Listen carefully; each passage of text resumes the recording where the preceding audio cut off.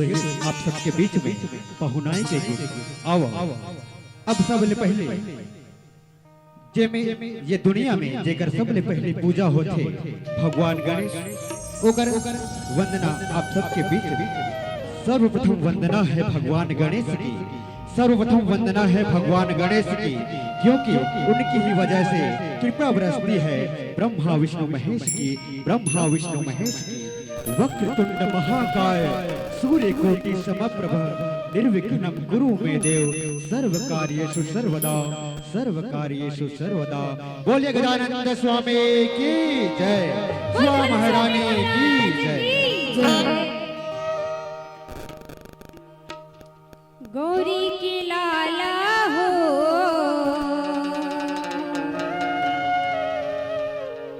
गणराजा हो, देव में देवात महाराजा हो।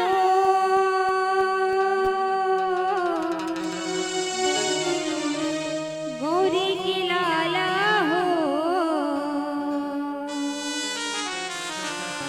गणराजा हो।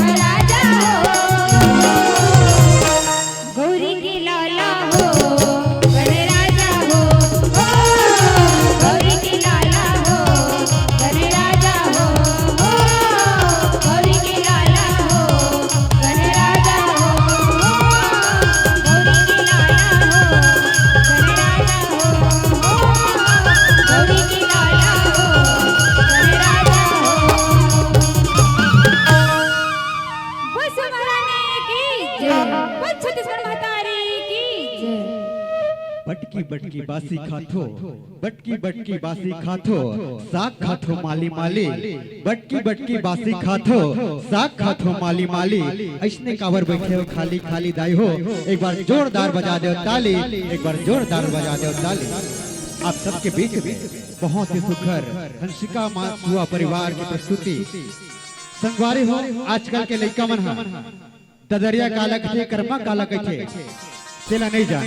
हमार जो पुराना कला संस्कृति रही ओला भुला गए, लेकिन हमारी ये जो कला संस्कृति ला हमारे जो सियान मन है वो मन हम बटोर के रखे, सकेल के रखे है। और वही आप सबके बीच में ये जो हमारे छत्तीसगढ़ के जो लोक नृत्य है सुवा ओला, आजकल के लड़का में भी नाचे बर शर्माथे।